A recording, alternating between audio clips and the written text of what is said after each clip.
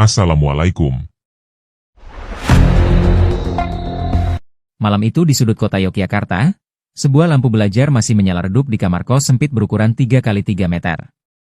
Cahaya kuningnya jatuh ke atas meja kayu usang yang sudah penuh coretan pena dan tumpukan buku kuliah. Di kursi kecil yang catnya mulai mengelupas, duduklah seorang pemuda berusia 21 tahun. Tubuhnya tinggi namun kurus, kulitnya kuning langsat khas anak desa yang terbiasa hidup sederhana. Namanya Aziz, mahasiswa semester 5 di salah satu perguruan tinggi negeri yang cukup bergengsi di kota pelajar ini. Malam kian larut, tapi matanya tetap menunduk menatap buku catatan tebal yang penuh coretan, seakan ia tak peduli pada rasa kantuk yang menyerang. Aziz berasal dari sebuah desa kecil di Wonosobo, Jawa Tengah. Desa itu sejuk, dikelilingi perkebunan tembakau yang luas dan hamparan sawah hijau yang setiap musim selalu berganti wajah. Ayahnya bekerja sebagai karyawan pabrik tembakau, sementara ibunya seorang ibu rumah tangga yang juga membuka warung kelontong kecil di depan rumah. Kehidupan keluarga mereka jauh dari kata mewah, namun cukup untuk makan dan biaya sekolah anak-anaknya. Meski sederhana, ada satu hal yang selalu dijaga dengan kuat, agama. Sejak kecil Aziz tumbuh dalam didikan yang keras soal ibadah. Ayahnya selalu menekankan agar ia tidak pernah meninggalkan sholat. Bahkan sebelum usianya genap 10 tahun, tepatnya saat duduk di bangku kelas 4 SD, Aziz sudah hatam Al-Quran. Sebagai anak pertama dari 3 bersaudara, Aziz menjadi tumpuan harapan keluarga. Ayah dan ibunya sering berpesan dengan nada penuh doa, "Nak, belajarlah setinggi mungkin, biar bisa angkat derajat keluarga kita."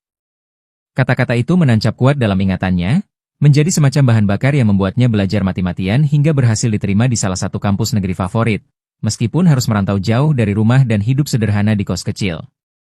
Kos tempat Aziz tinggal berada di sebuah gang sempit dekat kampus. Bangunannya tua, dindingnya bercat putih tapi sudah memudar ditelan waktu. Ada 6 kamar berjajar di sana, dengan pintu kayu tipis yang sering berdecit ketika dibuka. Aziz menempati kamar nomor 3. Di sebelah kanan kamarnya tinggal Andi, mahasiswa jurusan teknik yang kuliah sambil bekerja paruh waktu di sebuah warung makan gudeg terkenal tak jauh dari sana. Sedangkan di sebelah kiri, ada Bagas, mahasiswa hukum yang keras kepala namun berhati baik. Meski karakter mereka bertiga sangat berbeda, hampir setiap malam mereka sering berkumpul di teras kos, menyeruput kopi saset murah sambil membicarakan masa depan, kadang diselingi gurauan kecil yang menghangatkan malam. Di kampus, Aziz dikenal cepat akrab dengan siapa saja meskipun bukan tipe mahasiswa yang suka ikut hura-hura. Penampilannya sederhana, rambut selalu rapi, kemeja polos atau kaos oblong seadanya. Hampir setiap kali terlihat, ia membawa buku kuliah atau tas kecil berisi mushaf Al-Quran. Beberapa dosen menyukai sikapnya yang sopan dan rajin, sementara teman-teman menjulukinya Ustaz Kecil karena kebiasaannya mengingatkan mereka untuk sholat tepat waktu dan berjamaah di masjid. Walau sibuk dengan kuliah, ia selalu menyempatkan diri untuk tidak meninggalkan kewajiban. Rutinitasnya begitu teratur, pagi ia kuliah, siang pulang ke kos untuk makan seadanya. Seringkali hanya nasi bungkus murah yang dibeli di dekat kos. Sore hingga maghrib ia habiskan di masjid kampus untuk ikut kajian atau sekadar mengaji. Lalu malam ia kembali tenggelam dalam buku kuliah atau membaca Al-Quran. Sesekali selepas belajar nongkrong bersama Bagas dan Andi hingga larut malam. Untuk biaya hidup, Aziz sepenuhnya bergantung pada kiriman orang tuanya. Uang bulanan yang dikirim ibunya selalu ia bagi dengan rapi. Sepertiga untuk kos, sepertiga untuk makan, dan sisanya disimpan untuk kebutuhan darurat. Teman-temannya sering heran bagaimana ia bisa bertahan hidup dengan hemat begitu lama. Bagi Aziz, jawabannya sederhana, ia memang terbiasa hidup apa adanya sejak kecil. Selain itu, sejak SMP Aziz sudah terbiasa berpuasa sunnah Senin dan Kamis. Bahkan setiap dini hari, ketika sebagian besar temannya masih terlelap, ia sering terbangun untuk menunaikan sholat tahajud. Kebiasaan itu membuat banyak temannya kagum, sekaligus merasa segan padanya. Aziz jarang terlihat nongkrong di luar atau membuang waktu di luar seperti mahasiswa lain. Baginya, waktu adalah amanah, dan ia tidak ingin menyia-nyiakannya. Namun ketenangan yang selama ini mengiringi hari-hari Aziz, malam itu seolah diguncang ujian besar. Hujan baru saja reda, meninggalkan aroma tanah basah yang menyusup masuk lewat celah jendela kosnya. Jalanan gang menuju kos masih mengilap karena basah, lampu neon muram di ujung jalan memantulkan cahaya samar pada genangan air. Di kamar sempit itu, Aziz menutup buku catatan tebalnya, merebahkan punggung sejenak di kursi kecil yang sudah berdecit. Matanya lelah, tapi hatinya lega karena persiapan presentasi besok sudah rampung. Ia menarik napas panjang. Namun tiba-tiba, ponsel tuanya yang layar depannya retak bergetar pelan di atas meja. Getaran itu begitu jelas terdengar di keheningan kamar. Nama, Ibu, terpampang di layar. Aziz tersenyum kecil.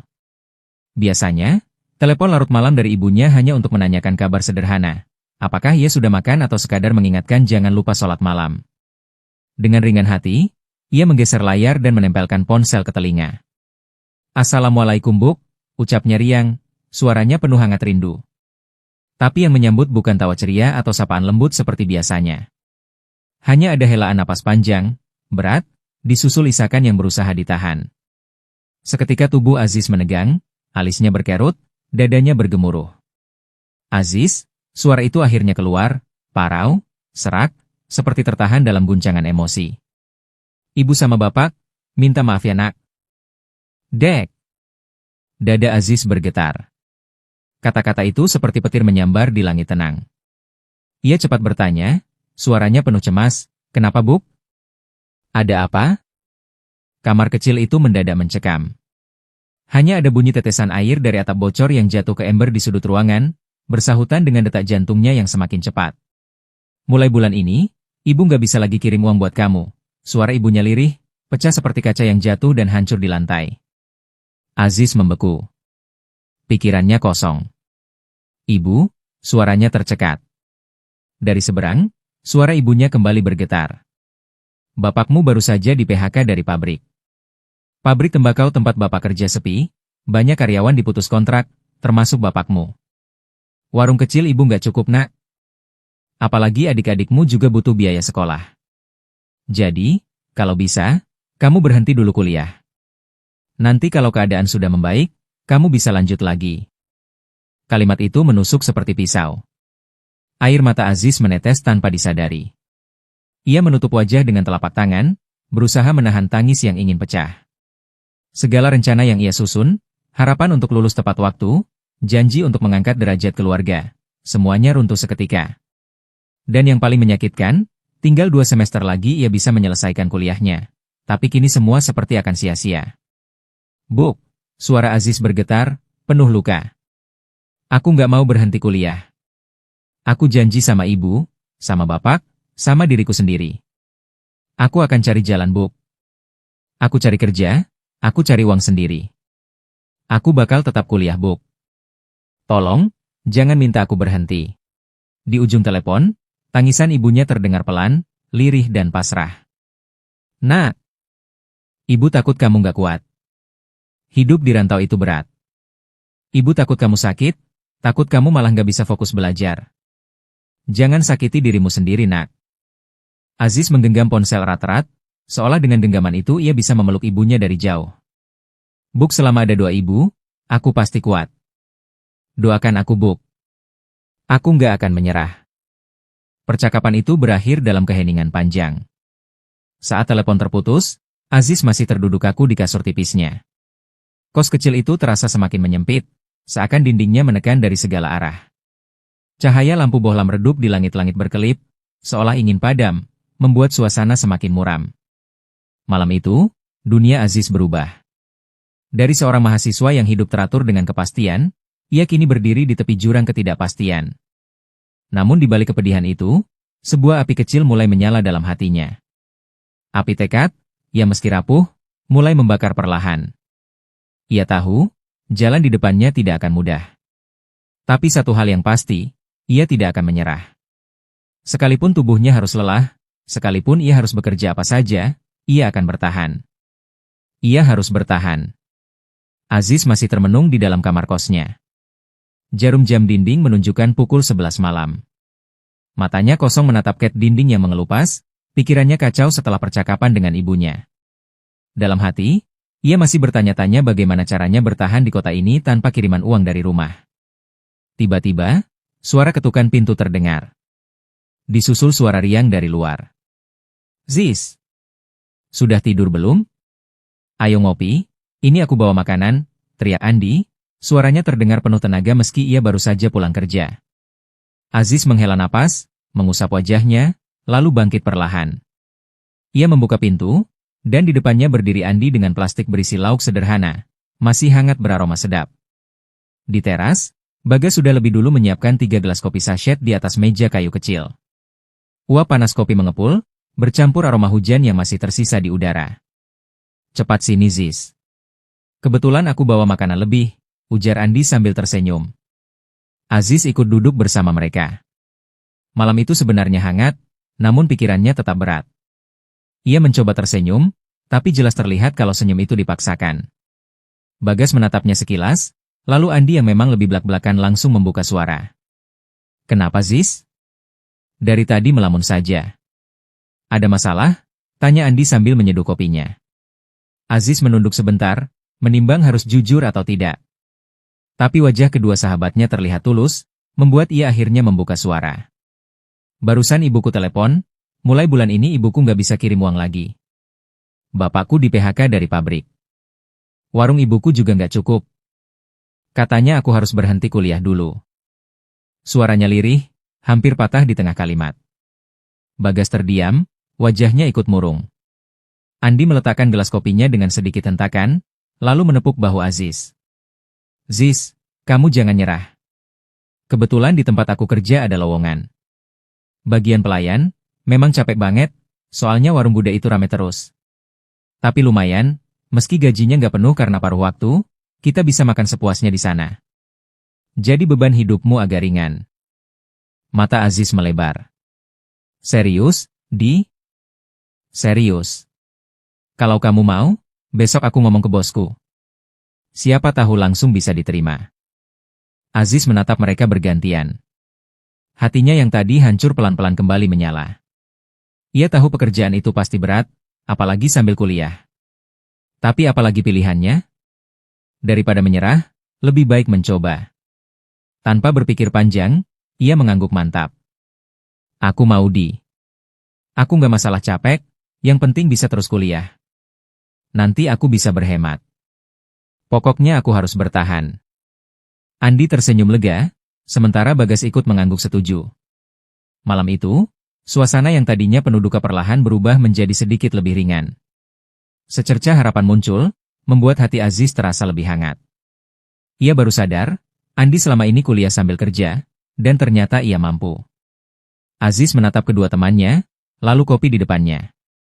Terima kasih Di, Gas. Kalau nggak ada kalian, mungkin aku udah nyerah. Bagas tersenyum tipis. Santai Ziz.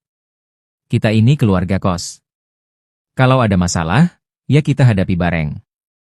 Malam pun berlanjut dengan obrolan sederhana, ditemani aroma kopi sachet dan makanan hangat yang dibawa Andi. Meski masalah belum selesai, setidaknya malam itu Aziz bisa tersenyum kembali, untuk pertama kalinya setelah kabar buruk yang ia terima. Malam berikutnya datang dengan langit Yogyakarta yang muram. Hujan sempat turun sebentar sore tadi, menyisakan udara lembab yang dingin menusuk. Lampu neon di teras kos berkelip pelan, mengundang serangga kecil beterbangan di sekitarnya. Aziz baru saja selesai membaca beberapa halaman buku kuliah ketika terdengar suara pintu depan digeser. Itu suara khas Andi pulang kerja. Ziz. Gas, panggil Andi setengah berteriak sambil masuk ke teras kos dengan langkah tergesa. Wajahnya terlihat lelah, kemejanya basah oleh keringat dan percikan air hujan, tapi sorot matanya berbinar penuh semangat. Aziz segera keluar kamar, begitu juga Bagas yang masih memegang buku catatan kuliah. Mereka bertiga kembali berkumpul di teras, meja kayu kecil jadi saksi obrolan malam itu. Andi duduk sambil menghela napas panjang, lalu tersenyum lebar. Ziz, kabar baik. Aku udah ngomong sama juragan di warung gudeg tadi. Katanya kamu bisa langsung mulai kerja besok. Nggak perlu nunggu lama. Mata Aziz berbinar. Senyum lebar yang jarang terlihat akhirnya muncul. Serius Di? Alhamdulillah, akhirnya ada jalan juga. Suaranya terdengar bergetar, antara lega dan haru. Bagas ikut tersenyum. Mantap, Ziz. Berarti besok siang kamu mulai kerja kan? Aziz mengangguk cepat. Iya aku ikut kerja. Aku nggak boleh buang waktu lagi. Dalam hatinya, beban berat yang semalam menindih kini seakan terangkat. Ia merasa Tuhan benar-benar membuka pintu baru untuknya. Malam itu juga, Aziz kembali menelpon ibunya. Suaranya riang, berbeda jauh dari malam sebelumnya.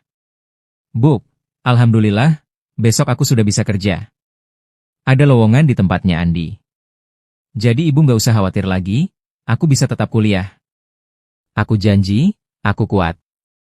Di seberang, suara ibunya terdengar lirih tapi lega. Nak, syukurlah. Ibu doakan kamu selalu diberi kekuatan. Jaga kesehatanmu, jangan sampai sakit. Setelah telepon ditutup, Aziz menatap langit malam yang berawan. Hatinya penuh rasa syukur. Ia yakin, ini adalah jalan yang akan membawanya tetap bisa menggapai cita-cita, sekalipun dengan peluh dan kerja keras. Namun, yang tidak ia ketahui, setiap langkah baru yang akan ia tempuh juga membawa resiko. Ada bahaya yang perlahan mendekat, tak terlihat di balik gemerlap lampu kota. Malam itu, Aziz hanya tahu satu hal, ia bahagia karena masih bisa melanjutkan kuliahnya. Ia belum sadar, roda kehidupan diam-diam tengah berputar, mengarahkannya pada ujian yang jauh lebih besar dari sekadar lelah bekerja. Siang itu selepas kuliah, Aziz ikut membonceng motor Andi menuju tempat kerjanya. Jalanan kota masih padat, suara klakson bersahutan, dan panas matahari membuat dahinya terus mengeluarkan keringat. Namun hati Aziz terasa ringan, seolah beban semalam telah berkurang. Tak lama, mereka tiba di sebuah warung makan besar. Dari luar sudah tampak jelas betapa ramainya tempat itu. Deretan mobil berjejer di parkiran, motor memenuhi sisi jalan, dan aroma gudeg manis gurih tercium hingga ke trotoar. Aziz sempat kagum, warung ini lebih mirip restoran besar dibanding sekadar warung. Ini Ziz. Tempat kerjaku, ujar Andi sambil tersenyum bangga. Begitu masuk, suasana mendadak berbeda. Warung penuh dengan pengunjung, suara sendok garpu beradu dengan piring, obrolan orang-orang berbaur dengan tawa, namun entah mengapa, bulu kuduk Aziz meremang. Seperti ada hawa dingin yang menyelinap di balik riuh suara manusia. Ia sempat menoleh ke kanan-kiri, namun buru-buru mengabaikannya. Andi segera mengajaknya bertemu pemilik warung, seorang wanita paruh baya dengan rambut disanggul rapi, berkebaya coklat tua, dan perhiasan berkilau menghiasi jemarinya. Dari jauh saja auranya sudah berwibawa, membuat orang tak berani sembarangan bersikap. Bu, ini teman saya yang mau kerja paruh waktu, namanya Aziz, ucap Andi penuh sopan. Wanita itu, yang kemudian dikenalkan sebagai Bu Sastro, menoleh dengan senyum ramah. Tapi bagi Aziz, senyum itu terasa berbeda. Tatapannya tajam, seolah menembus ke dalam dirinya. Ia sempat menunduk hormat sambil mencium samar wangi parfum yang aneh. Perpaduan harum bunga kantil dan sesuatu yang menusuk, membuat kepalanya sedikit pening. Nama kamu Aziz ya? Sudah dijelaskan semuanya oleh Andi tentang gaji, jam kerja, dan tugasmu? Tanya Bu Sastro singkat. Suaranya datar namun berwibawa. Sudah Bu, jawab Aziz lirih. Bagus. Kalau begitu kamu bisa mulai bekerja. Ikuti saja Andi. Belajar cepat, jangan malas. Aziz mengangguk, lalu segera mengikuti Andi yang mengajarkannya pekerjaan. Ia diperkenalkan dengan pegawai-pegawai lain yang rata-rata seusianya. Semuanya ramah, beberapa bahkan sempat menepuk bahunya dengan hangat. Hari itu menjadi pengalaman pertama Aziz bekerja, mengantar makanan ke meja pelanggan, mengangkat gelas, mengelap meja, hingga bolak-balik ke tempat cuci piring. Warung itu tidak pernah benar-benar kosong. Satu rombongan selesai, rombongan lain sudah datang. Ramainya tiada henti.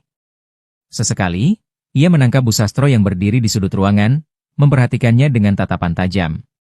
Hatinya berdebar, tapi ia mencoba menenangkan diri.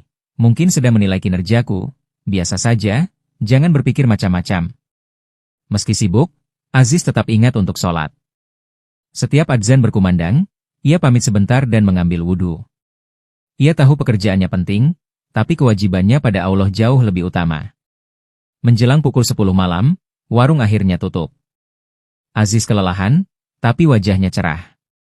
Ia berhasil melalui hari pertamanya. Sementara menunggu Andi yang masih membereskan kasir, ia berjalan keluar. Di salah satu sudut warung yang remang, ia seperti melihat sepasang mata merah menyala menatapnya tajam. Aziz sontak tertegun, tubuhnya kaku. Ia menatap lebih fokus, namun, kosong.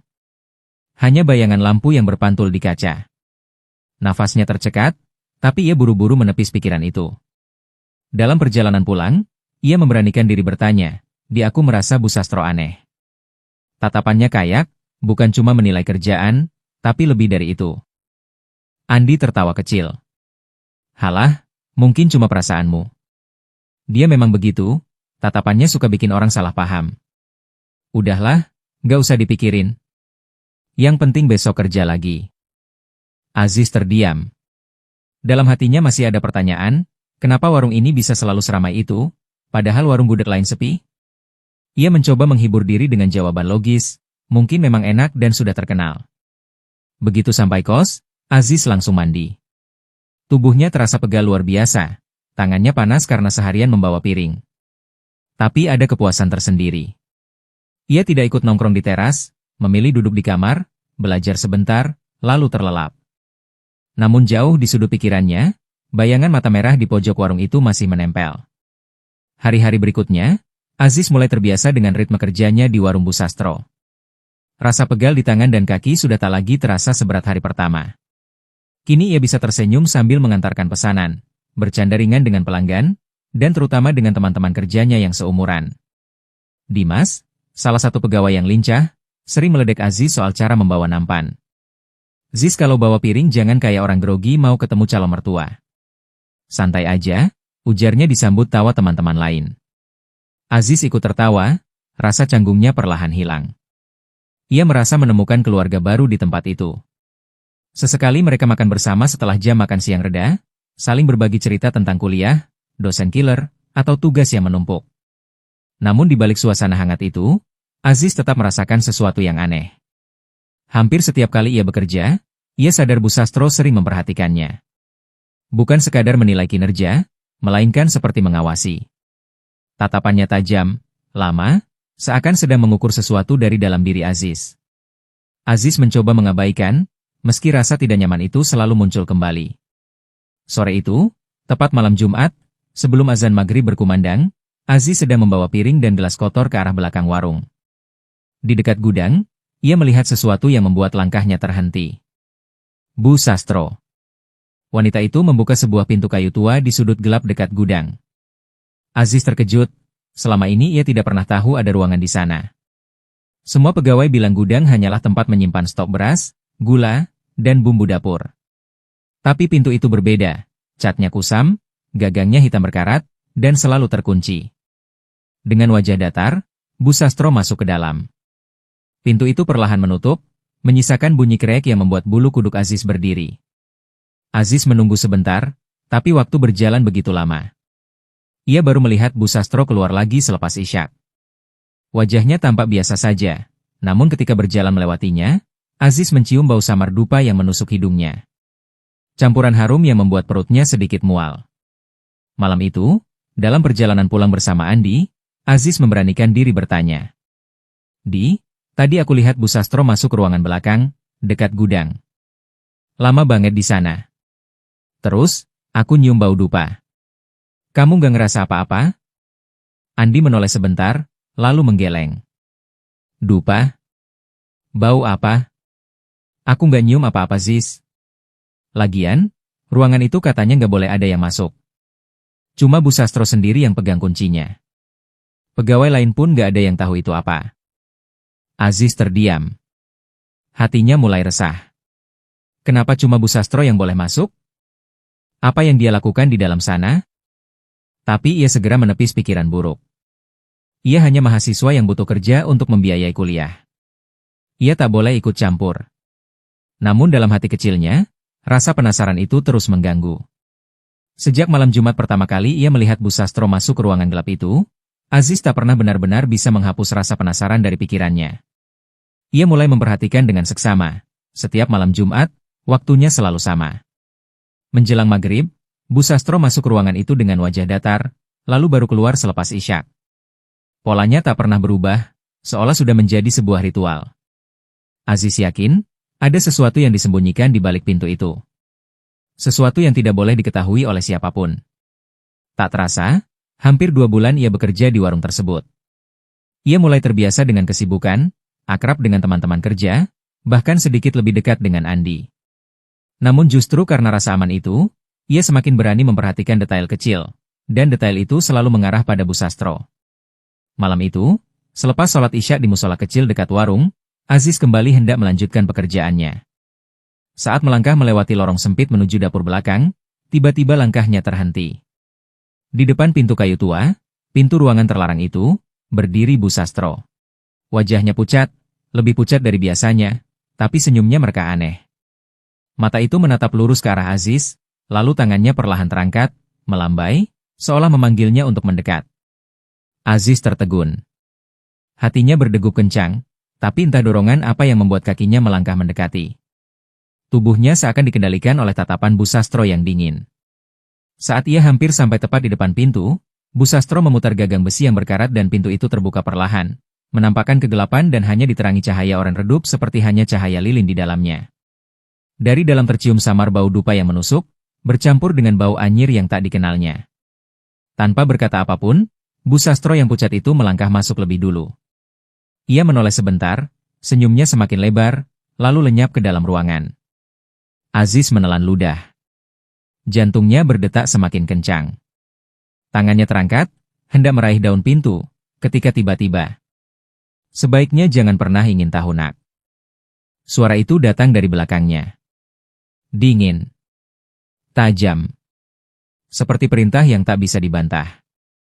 Aziz menoleh spontan, dan saat itu darahnya serasa berhenti mengalir. Di belakangnya berdiri Bu Sastro, dengan wajah yang normal seperti biasanya, bukan pucat seperti yang baru saja masuk ke ruangan itu. Sorot matanya menusuk, penuh amarah yang ditahan. Tugasmu cukup bekerja. Jangan campuri urusan yang bukan milikmu, lanjutnya dengan suara datar, tapi tegas. Aziz langsung menunduk.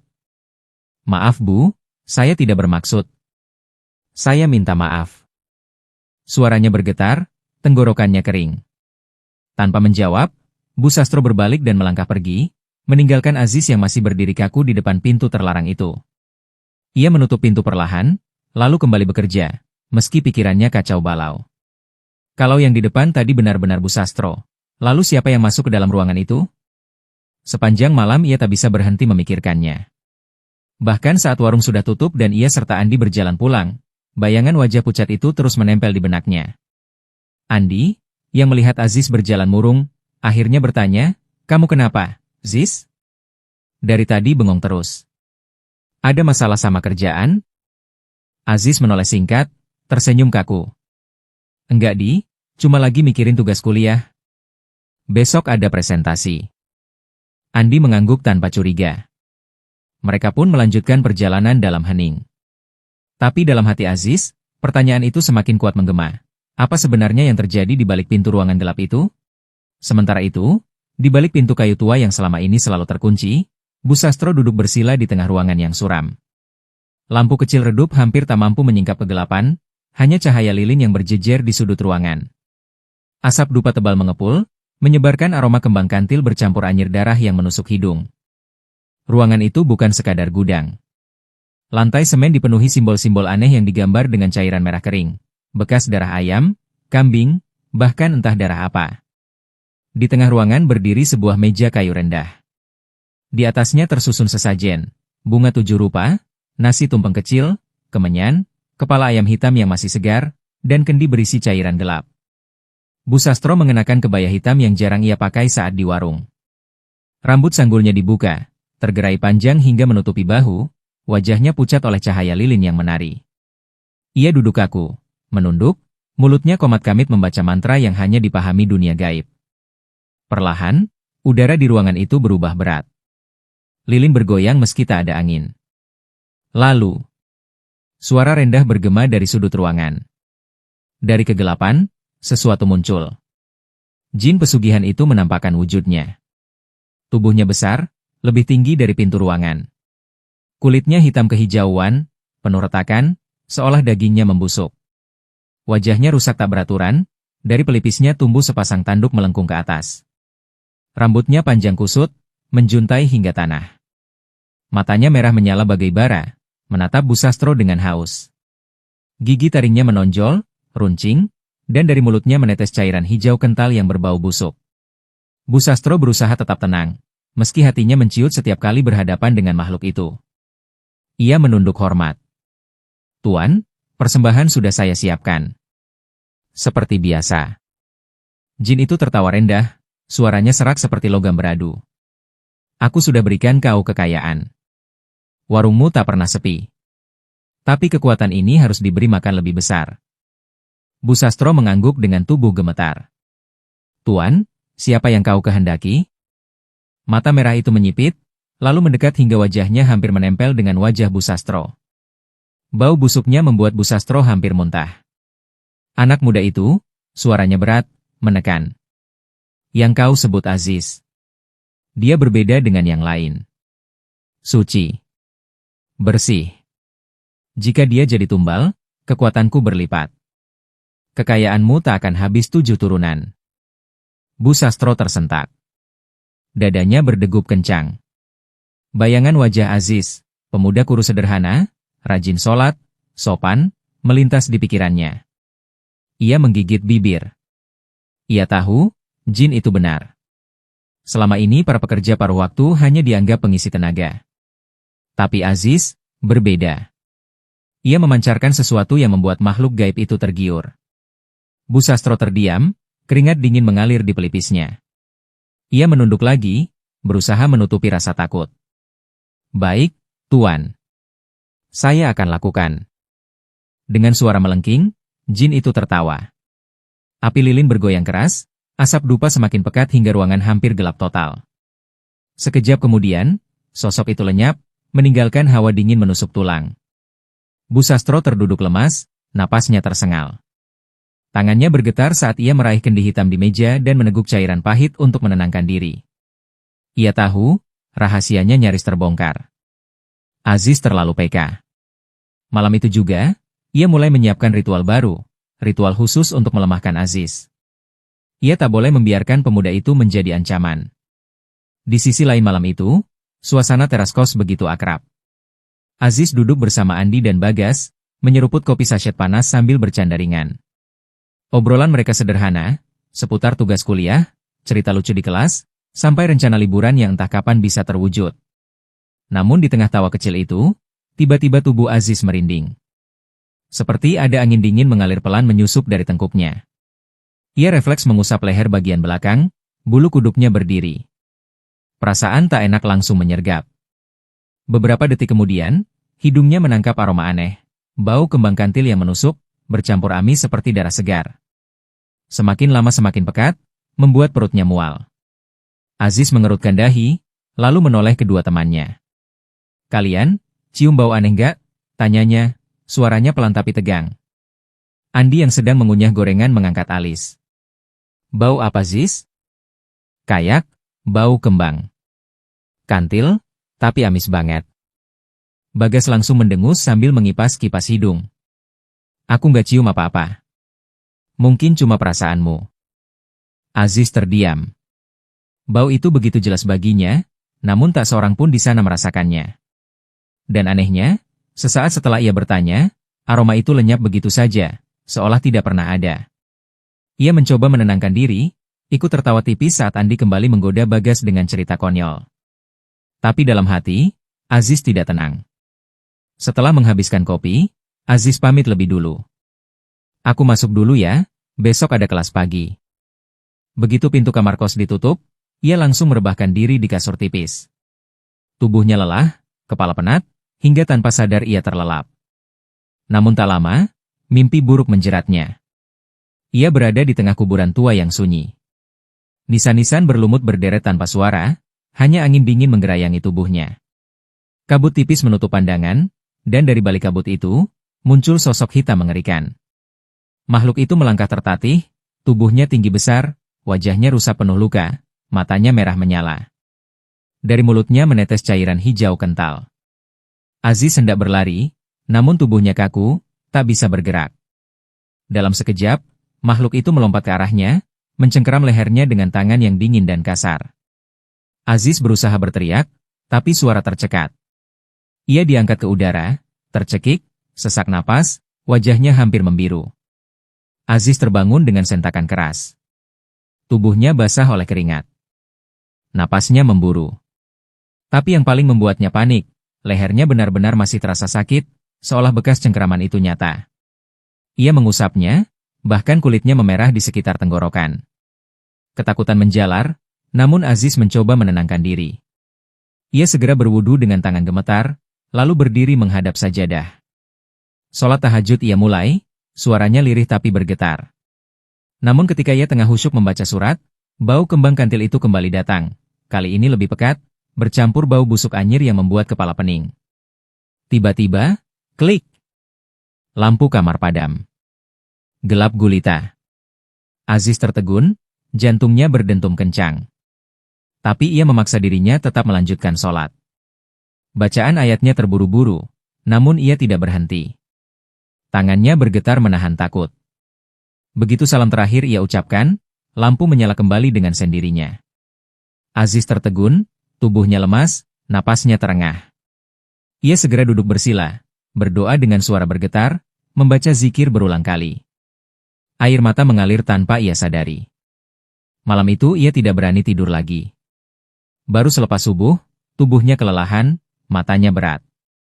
Ia terpejam, akhirnya jatuh tertidur dalam keadaan masih berwudu. Pagi itu, Aziz terbangun dengan tubuh yang terasa amat berat, seperti habis bekerja seharian penuh padahal ia hanya tidur beberapa jam. Saat mencoba duduk, kepalanya langsung berdenyut, tenggorokannya kering dan perih. Ia meraih gelas berisi sisa air putih di meja kecil sebelah kasur, lalu meneguknya pelan. Namun baru seteguk saja, ia terbatuk-batuk. Ada rasa nyeri yang menusuk di tenggorokannya, seakan ada sesuatu yang mengganjal dan menahan jalannya air. Dengan langkah gontai, ia berdiri dan menatap wajahnya di cermin kecil yang menempel di dinding kamar kos.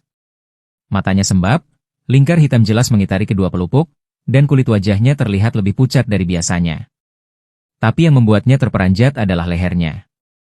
Ada bekas samar di sana, mirip jari yang menekan kuat, membentuk lebam memanjang. Ingatannya langsung melayang pada mimpi buruk semalam, ketika sosok mengerikan itu mencekiknya di tengah kuburan sunyi. Bulu kuduknya berdiri, napasnya terengah. Jangan-jangan, bukan cuma mimpi, gumamnya lirih. Hari itu Aziz tetap berangkat kuliah. Di kelas, ia duduk di bangku deretan tengah sambil menunduk, berusaha fokus pada suara dosen yang menjelaskan materi. Namun pikirannya buyar, kepalanya berat seperti diselimuti kabut. Pena yang ia genggam tak banyak menari di atas kertas, hanya coretan tak berarti. Sesekali ia menelan ludah, tapi rasa sakit di tenggorokan semakin menusuk, membuat wajahnya meringis. Lebih dari itu, ada sesuatu yang mengganggu perhatiannya. Di sela-sela suara dosen dan riuh rendah kelas, ia merasa ada tatapan yang mengawasi. Beberapa kali ia menoleh cepat ke sudut ruangan. Kosong. Hanya kursi kayu berderet dan bayangan tembok. Namun, hidungnya menangkap aroma yang membuat jantungnya berdegup lebih cepat. Wangi bunga kantil, putih, lembut, dan menusuk hidung, bercampur dengan bau amis yang tajam seperti darah. Aroma itu sangat pekat, begitu jelas bagi Aziz, padahal teman-teman di sekitarnya tetap tenang, bahkan tertawa kecil mendengar lelucon dosen. Sore menjelang, Aziz kembali bekerja di warung Bu Sastro. Dengan langkah lemah ia mengangkat tumpukan gelas kotor, tangannya gemetar hingga hampir terlepas dari baki. Tubuhnya berkeringat dingin, padahal udara sore itu biasa saja, tidak terlalu panas. Perasaan diawasi tak kunjung hilang. Dari sudut ruangan warung, ia merasa ada sesuatu yang menatapnya.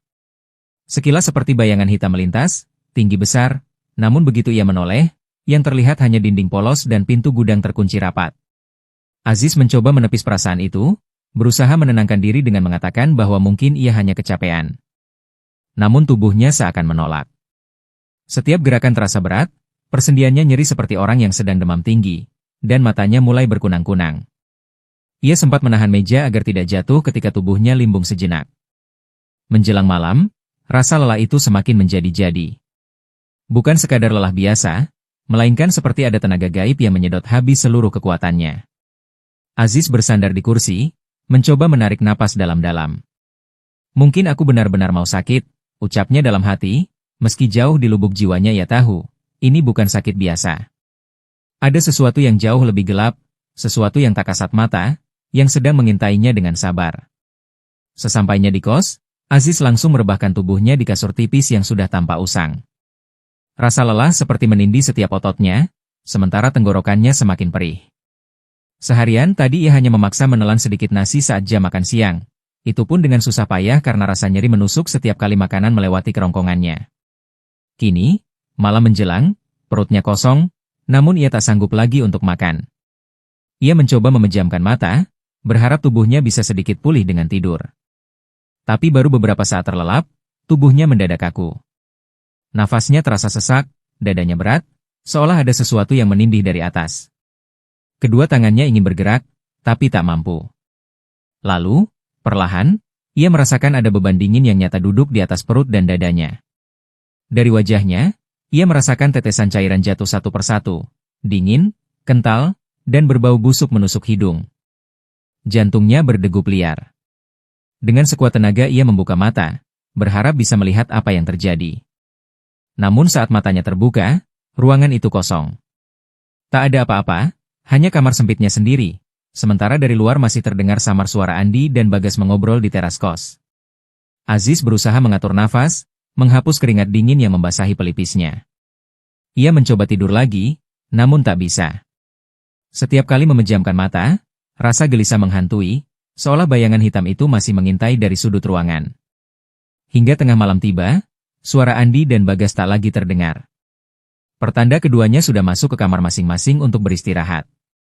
Baru saja rasa kantuk hampir datang, terdengar ketukan pelan di pintu kamarnya. Hening mencekam seketika. Aziz menahan nafas. Dalam hati ia berpikir, mungkin Bagas atau Andi yang hendak mengajaknya bercanda. Dengan langkah hati-hati ia bangkit, mendekati pintu, lalu membukanya sedikit. Kosong. Lorong kos gelap, tak ada seorang pun. Jantungnya mencelos. Ia tahu betul, Bagas dan Andi tak pernah iseng seperti itu. Cepat-cepat ia menutup kembali pintu, memutar kunci hingga bunyinya terdengar jelas. Ia mencoba menenangkan diri, menarik nafas panjang. Namun tubuhnya semakin payah. Entah jam berapa akhirnya ia tertidur, kali ini tanpa sholat tahajud seperti biasanya. Bahkan ketika adzan subuh berkumandang dari masjid dekat kos, telinganya seakan tuli. Ia melewatkan sholat itu begitu saja, sesuatu yang jarang sekali terjadi padanya. Pagi menjelang, tubuhnya semakin lemah.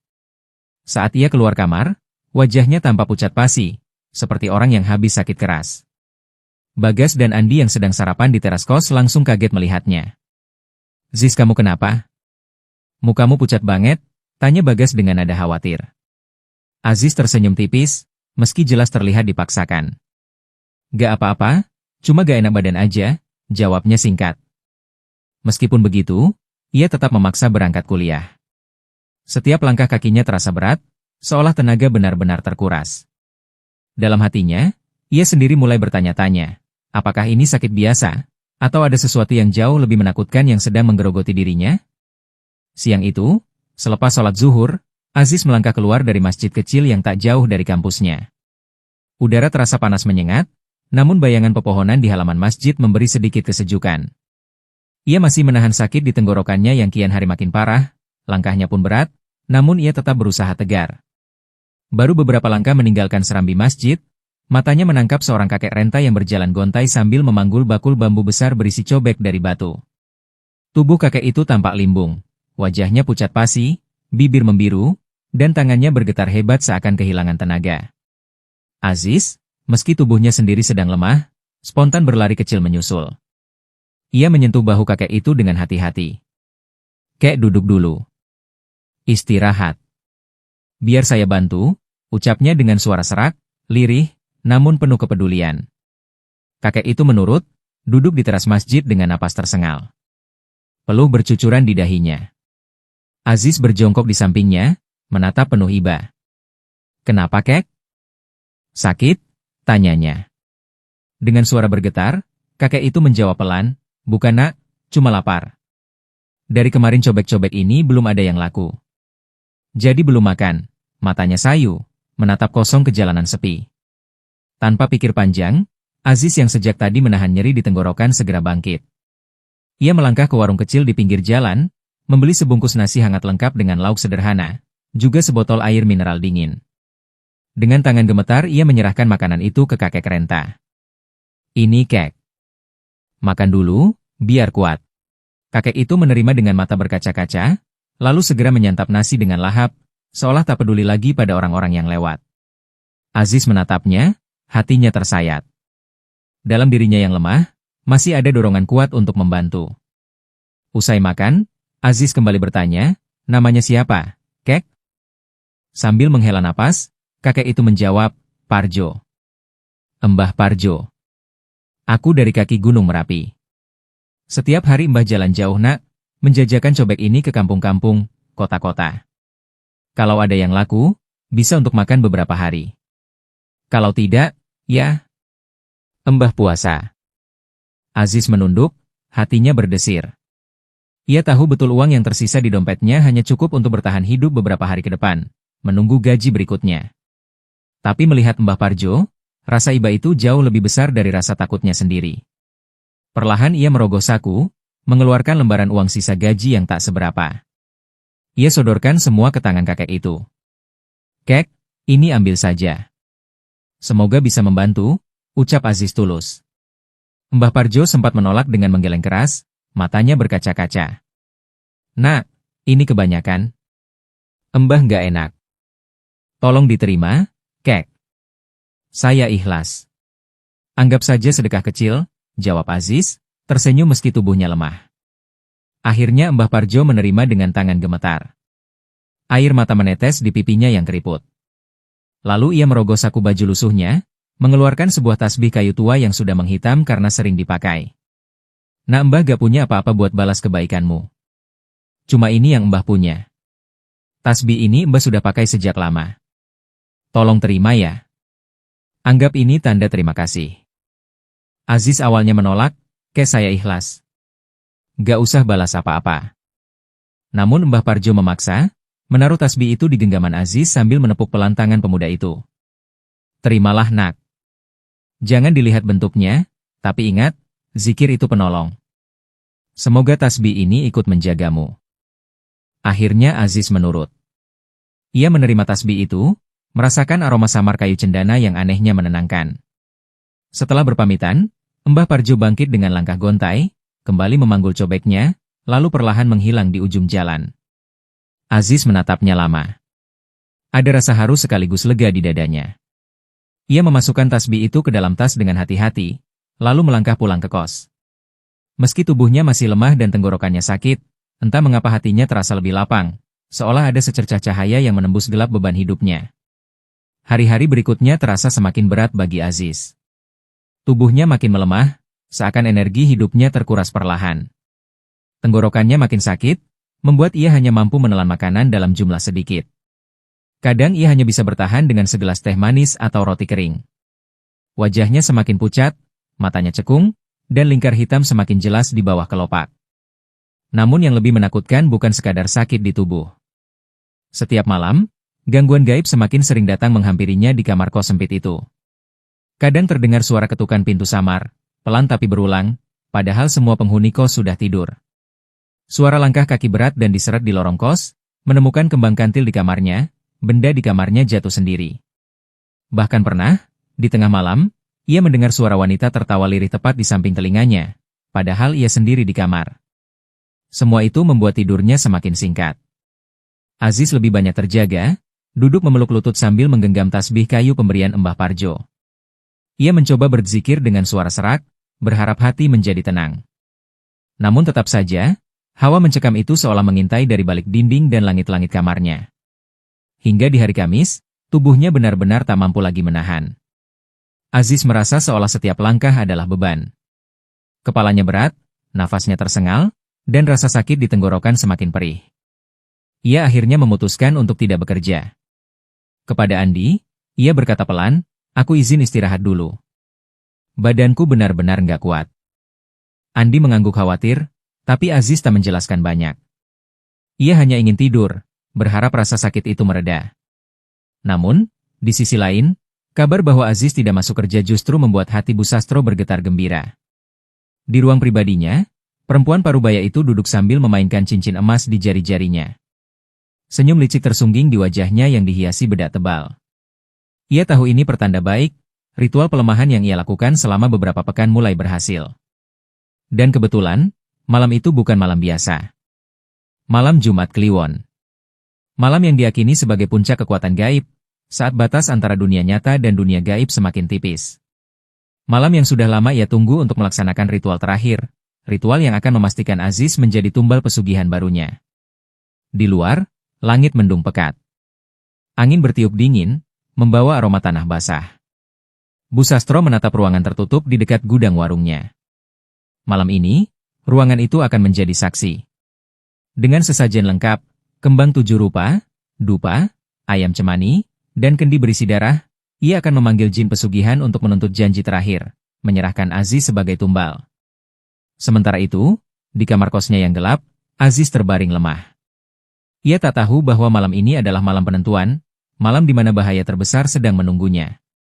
Malam itu, selepas warung gudegnya ditutup dan para pembeli terakhir pulang, Bu Sastro melangkah perlahan menuju ruang persembahannya. Ruangan itu terletak di bagian belakang rumah, tersembunyi di balik pintu kayu tua yang selalu dikunci rapat. Begitu pintu dibuka, aroma dupa bercampur amis darah langsung menyergap. Lampu minyak temaram berkelip-kelip, menerangi meja besar yang sudah dipenuhi sesajen, tumpeng nasi kuning, kembang 7 rupa, kendi berisi air kembang, kemenyan yang masih mengepul, serta seekor kepala kambing yang baru saja dipenggal. Dagingnya masih merah basah. Malam ini bukanlah malam biasa, melainkan malam Jumat Kliwon, malam puncak, malam penentuan, malam penumbalan. Dengan wajah dingin, Bu Sastro mengenakan selendang hitam dan duduk bersila di hadapan meja sesajen. Tangannya menggenggam sebilah keris pusaka berukir rumit, yang konon diwariskan dari leluhur yang dulu juga bergelut dalam ilmu hitam. Ia menghela napas dalam-dalam, lalu mulai melantunkan mantra-mantra kuno dengan suara serak rendah. Ujung keris itu kemudian ia celupkan ke dalam darah kambing, lalu ditorehkan membentuk simbol-simbol aneh di permukaan meja. Simbol yang hanya bisa dimengerti oleh dukun-dukun pemuja pesugihan. Matanya terpejam, bibirnya komat kamit, tubuhnya bergetar seolah dirasuki. Hening mencekam. Hingga tepat tengah malam, udara di dalam ruang persembahan menjadi semakin dingin. Api lilin bergoyang liar seolah tertiup angin padahal pintu dan jendela tertutup rapat. Lalu, dari bayangan hitam di sudut ruangan, sosok mengerikan perlahan muncul. Jin pesugihan itu menjelma dengan wujud tubuh tinggi besar, kulit legam, mata merah menyala, mulutnya penuh taring. Aroma busuk kematian menyebar bersamaan dengan kehadirannya. Dengan suara penuh wibawa bercampur kebencian, Bu Sastro menunduk memberi hormat. "Ambillah, Tuan, tumbal itu sudah lemah," ucapnya lantang sambil menorehkan nama Aziz dengan darah di atas daun pisang yang tersaji. Jin itu menggeram rendah, lalu kepalanya mendongak, menghirup udara seolah mencium aroma mangsa. Dalam sekejap, tubuh hitam besar itu melesat menembus dinding, meninggalkan ruang sesajen. Tujuannya hanya satu, kos sempit tempat Aziz beristirahat, tubuhnya yang lemah kini menjadi santapan empuk. Sementara itu, Bu Sastro tetap duduk bersila. Senyuman tipis terbentuk di bibir tuanya. Tangannya masih menggenggam keris berlumur darah. Matanya terpejam, wajahnya tenang namun penuh kepuasan. Ia tahu, sebentar lagi permintaannya akan terkabul, dan kekayaannya akan semakin menggunung. Malam ini, ia merasa menjadi pemenang. Kos kecil itu sunyi mencekam. Aziz terbaring di atas kasur tipisnya, tubuhnya lemah, keringat dingin bercucuran membasahi pelipis. Lampu belajar kecil di sudut meja hanya memberi cahaya samar. Dari luar jendela terdengar suara aneh, angin mendesir, namun bercampur dengan desisan panjang, seperti ada yang merayap mendekat. Tiba-tiba, udara kamar berubah dingin menusuk tulang. Lampu berkelip-kelip, seolah hendak padam. Bayangan hitam pekat merayap dari sudut ruangan, menebal, menampakkan wujud sosok raksasa hitam berambut kusut, bermata merah menyala. Nafasnya terengah, berat, dengan aroma busuk yang membuat udara semakin sesak. Jin pesugihan itu menunduk menatap Aziz. Taringnya panjang, liurnya menetes, kedua tangannya yang seperti cakar hendak meraih dada pemuda itu. "Tubuhmu lemah, darahmu manis, waktumu sudah tiba," gumamnya dengan suara bergema. Aziz menggigil. Napasnya tersengal. Ia tahu tubuhnya tak mampu melawan. Tapi di tengah ketakutan, ingatan tentang doa-doa ibunya, tentang pesan ustadznya, tentang kesabaran dan tawakal, muncul dalam hati. Tangannya yang gemetar meraih tasbih kayu pemberian Mbah Parjo dari dalam tas. Dengan suara serak hampir putus asa, ia berbisik lirih, "Ya Allah, hanya Engkau tempatku meminta pertolongan." Jin itu mendekat, mulutnya terbuka lebar, siap menghisap darah Aziz. Namun di detik-detik terakhir, jemari Aziz menggenggam tasbih itu erat. Bibirnya bergerak, melantunkan zikir berulang-ulang meski nyaris tanpa tenaga. Allahu Akbar. Tiba-tiba tasbih itu bergetar di tangannya. Dari butiran kayu tua itu, muncul cahaya putih keperakan, semakin lama semakin terang, hingga memenuhi seisi kamar kos. Jin pesugihan itu menjerit melengking. Matanya terbakar sinar suci itu. Tangannya mencoba menangkis, namun tubuhnya mulai retak, meledak menjadi pecahan bayangan hitam yang kemudian lenyap di sapu cahaya. Aziz terjatuh di kasur, menangis terisak, sementara cahaya putih itu perlahan meredup, kembali menyatu ke dalam tasbih. Ia selamat. Ia sadar, tasbih itu bukan benda biasa. Ia adalah pelindung yang dititipkan oleh seorang hamba Allah yang syaleh, Mbah Parjo, yang ternyata bukan hanya penjual cobek biasa. Di tempat lain, tepat di ruang persembahan, Bu Sastro yang masih duduk bersila mendadak menjerit. Tubuhnya bergetar hebat, matanya mendelik, keris di tangannya terlepas jatuh. Darah hitam pekat menyembur dari mulutnya, membasahi lantai dan sesajen yang ia siapkan. Suaranya tercekik, napasnya tersendat, lalu tubuhnya ambruk. Di detik itu, nyawanya terenggut dengan cara mengerikan. Ia mati bukan sebagai pemenang, melainkan sebagai pecundang yang kalah oleh cahaya dan kesalehan seorang pemuda lemah yang hanya bersandar pada doa. Pagi itu, Andi masuk tergesa ke kamar kos Aziz. Wajahnya pucat, keringat menetes di pelipis. "Ziz, kamu udah dengar kabar belum?" Suaranya bergetar. Aziz yang baru saja bangun, masih terlihat lemah meski sudah agak membaik, menatapnya bingung. "Kabar apa, Di?" Andi duduk di pinggir ranjang, menarik napas panjang sebelum menjawab. Bu Sastro tadi pagi ditemukan mati di warungnya. Tepat di ruangan belakang yang selama ini selalu tertutup. Warga geger, Ziz. Katanya waktu ditemukan tubuhnya mengenaskan. Lantainya penuh darah, di sekelilingnya ada sesajen, dupa, kepala kambing, semua orang yakin kalau dia pakai pesugihan. Aziz terdiam, tubuhnya terasa dingin. Semua kecurigaan, bau kantil, suara-suara aneh, mimpi buruk, lebam di leher, semuanya kini terjawab. "Jadi benar," gumamnya pelan. Andi mengangguk, menunduk dengan wajah serius. Pegawai warung pada heboh, warga juga.